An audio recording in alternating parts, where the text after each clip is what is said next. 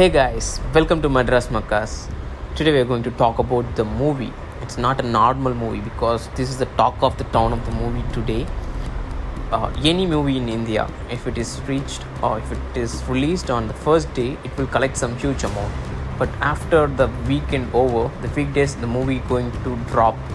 But this movie break everything. On day 1, it collected only 3 crore.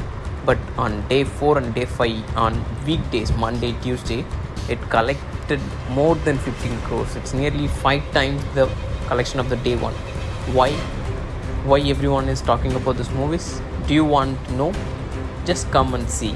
We are going to... We are not refugees. We are not minorities. We are Kashmiri Pandits from Kashmir. ये ज़मीन हमारी है, इस ज़मीन पर हमारा हक. So this movie revolves around the several violent events during the 1919 Kashmir insurgency. The movie begins with a turbulent period just before 1990, when the militants are spreading fear among the Kashmiri Hindu community with the slogan of convert, leave or die. If you are a Hindu community and if you are a Pandit in that period, in that place, you have a fear imposed by this military, and it should be like you either need to convert from Hindu to Muslim, or you need to leave this place, or you need to die. This is the fear that created at that time. And when the military reached the Pushkar Nath's house and shoot his son who is hiding in the rice container, you can see the blood of that person moving, and it will reach the rice container, and the people, the Pushkar and his daughter-in-law Sharda, beg for mercy, and the militant is asking, you need to eat the blood-soaked rice in exchange for their lives. These kind of hard-hitting scenes you are going to see in these movies. And few years later, we can see Sharda and her elder son Shiva are also killed. Sharda's younger son Krishna is brought up by Pushkar. Krishna is told that his parents had died in an accident. A student at ANU, Krishna is under the influence of Professor Radhika Menon, who believes in the Kashmir cause. Pushkar has 4 friends: civil servant Brahma Dutt, Dr. Mahesh Kumar, police officer Hari Narain, and journalist Vishnu Ram. All 4 of them served in Kashmir when Pushkar's son was killed. They recall the event of Kashmir from the memory which Brahma calls a genocide.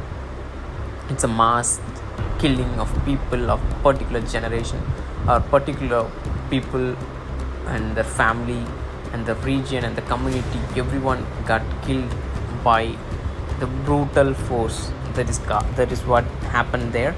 And Pushkar requests Brahma Dutt for his son's protection, who was accused of being an Indian spy. Brahma travels with him to Kashmir and see the plight of Kashmiri Pandits. He takes up the issue with J&K's chief minister, who suspends Brahma. When his son is shot, Pushkar requests Mahesh to save his son's life, but his hospital is taken over by militants who forbid hospital staff from treating non-Muslims. Just think about it. A Hindu, if you are a non-Muslim living in Kashmir, even doctor, hospital staff are not going to treat you, because that kind of fear and that kind of situation is happening at the time. And Vishnu takes Pushkar and his family to Kaul, an Hindu poet who maintains a cordial relationship with Muslims. Kaul takes in many Pandits into his home, but a group of militants arrive to pick him and his son in the guise of offering protection. The rest of them who leave the place but are shocked to see their dead bodies hang down the trees.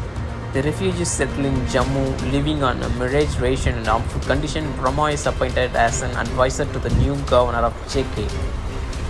On his request, the Home Minister visited the Jammu camp, where Pushkar demands the removal of Article 360 and the free settlement of Kashmiri Pandits. Brahma managed to get the Sharda government job in Nandi Mark in Kashmir, and the family moves there. Back in the present, Krishna is contesting an ANU student election. Following the advice of Professor Radhika Menon, he targets the government of India on the issue of Kashmir, much to anger of Pushkar. Pushkar dies, and Krishna travels to Ain's settled home in Kashmir to scatter the ashes per Pushkar's last wish. Menon asked Krishna to shoot some footage in Kashmir in order to expose the government. With the help of contact of Menon, Krishna meets Farooq. He accuses Farooq of being responsible for the situation of Pandits, but Farooq declares himself to be a new age Gandhi who is leading a non-violent democratic movement. Farooq claims that the Indian army killed Krishna's mother and brother. When Krishna questions Brahma Dutt about the claim, Brahma hands him a collection of newspaper cutting made by Pushkar, which say the militant disguised as Indian army soldiers killed them, not the Indian army soldiers.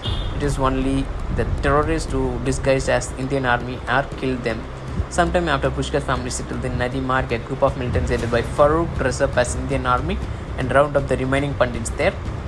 Sharda resists when they get hold of Shiva. Angry, Farooq strips her and saw her body in half, and he lines up the remaining and shoves them into a mass grave. Pushkar is spared to spread the word of what happened.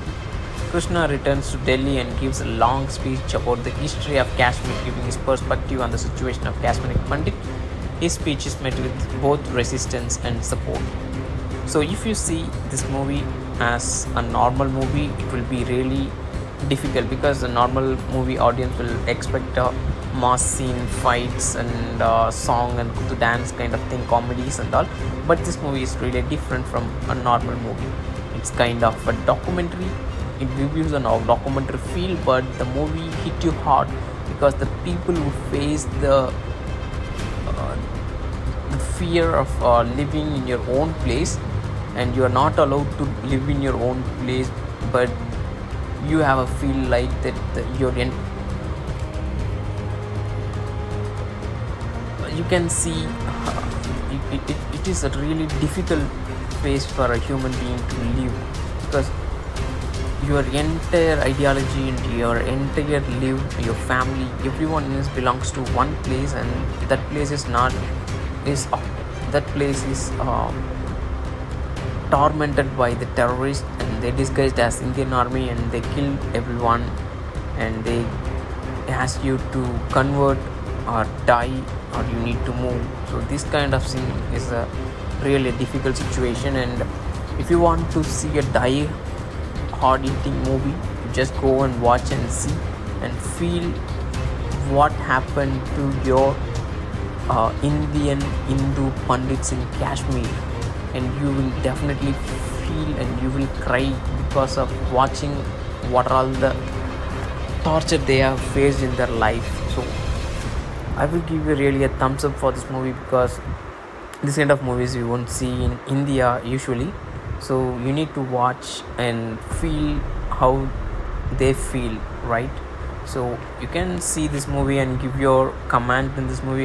You have some you can accept this thing or you don't accept what's my point, but the reality is you need to watch the movie and you need to feel it, and you can express your thought whether you can like it or you dislike it, but you just give us a comment and like our channel and subscribe us for many more videos. And thank you guys, take care, bye bye.